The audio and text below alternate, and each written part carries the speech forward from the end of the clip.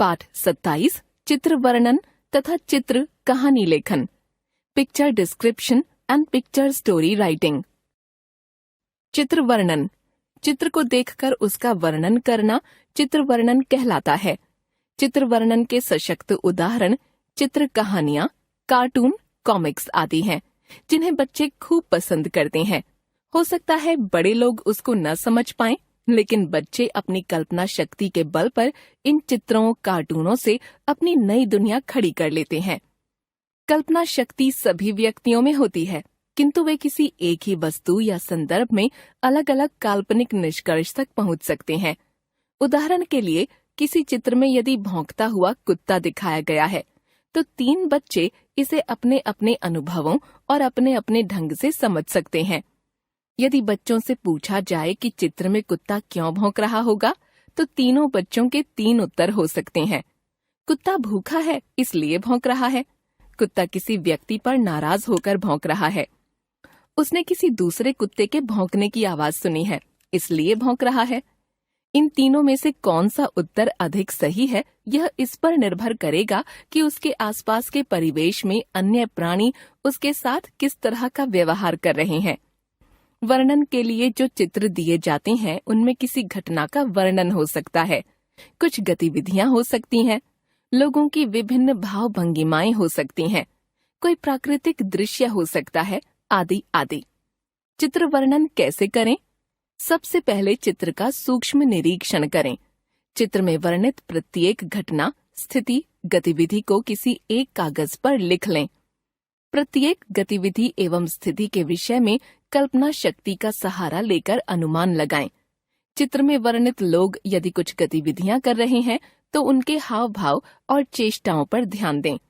यदि प्राकृतिक दृश्य को चित्र में उकेरा गया है, तो देखें कि प्रकृति में उस समय क्या क्या हो रहा है, जैसे बारिश होना, सूर्योदय होना, बर्फ गिरना, आंधी तूफान आना आदि।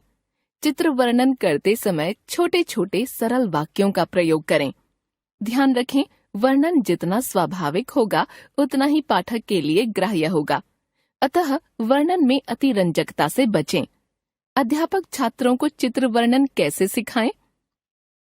छात्रों को चित्र वर्णन सिखाने के लिए यह आवश्यक है कि चित्र में होने वाली घटनाओं, गतिविधियों, स्थितियों आदि से संबंधित लघु प्रश्न तैयार कर लें और छात्रों से कहें कि वे चित्र को देखकर उन प्रश्नों के उत्तर एक जगह लिख लें। बाद में छात्र इन लघु उत्तरों के आधार पर आसानी से चित्र वर्णन कर सकेंगे। उदाहरण के लिए, नीचे दिए गए चित्र पर छात्रों का ध्यान केंद्रित कराएं। कार्यालय का दृश्य। अब इस चित्र के आधार पर निम्नलिखित प्रकार के प्रश्न छात्रों से पूछें और चित्र के आधार पर उन प्रश्नों के उत्तर देने को कहें। प्रश्न 1, चित्र में दिखाया गया कार्यालय किसका है? 2, चित्र में कितने लोग दिखाए गए हैं? 3, दिखाए गए लोगों में कितने पुरुष हैं तथा कितनी महिलाएं? 4, प्रत्येक व्यक्ति का नाम तथा पद बताइए। 5, दरवाजे के बाहर खड़े व्यक्ति के हाथ में क्या है तथा वह किस लिए आया होगा? 6, कार्यालय का प्रबंधक कहाँ बैठा है तथा वह क्या कर रहा है? 7, दोनों सॉफ्टवेयर इंजीनियर क्या कर रहे हैं?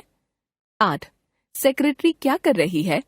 9, सेक्रेटरी ने आगंतुक से हाथ क्यों मिलाया तथा उसने आगंतुक से क्या कहा होगा? संभावित उत्तर: 1, चित्र में दिखाया गया कार्यालय कंप्यूटर सर्विस से संबंधित है। 2, चित्र में 6 लोग हैं। 3, 4 पुरुष तथा 2 महिलाएं। 4, नाम, पद। 1, रे ब्राउन, प्रबंधक, manager. 2, Hank Larsen, software engineer. 3, Sheila Cross, software engineer. 4, Betty Plant, secretary. 5, J Henry, visitor, आगंतुक। 6, नाम नहीं, पिज्जा लेकर आने वाला व्यक्ति। 5, उसके हाथ में पिज्जा का डिब्बा है और वह पिज्जा देने आया है।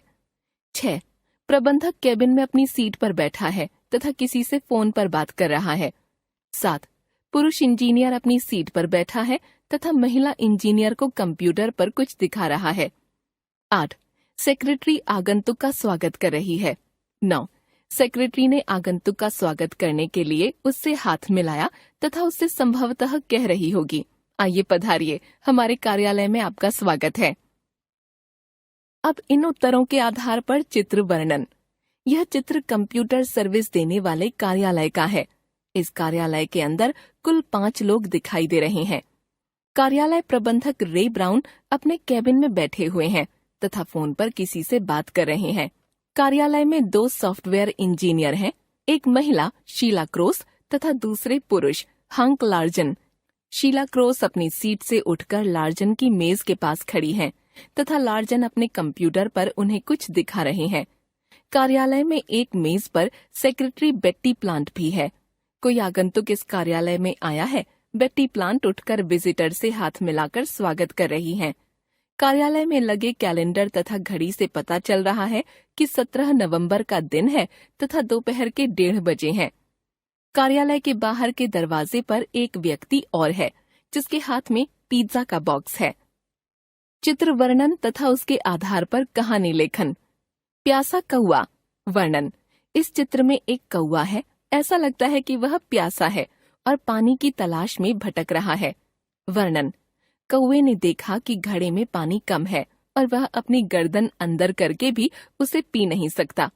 वर्णन। कौआ घड़े में अपनी चोंच से एक एक करके कंकड़ डालने लगता है जिससे कि पानी ऊपर आ जाए। वर्णन। कंकड़ डालने से पानी ऊपर आ जाता है और वह उसे पीकर अपनी प्यास बुझा लेता है। उपर्युक्त चित्र वर्णन के आधार पर कहानी एवं उससे मिलने वाली शिक्षा। कहानी। एक कौआ बहुत प्यासा था। जब वह पानी की तलाश में निकला तो उसे एक घड़ा दिखाई दिया।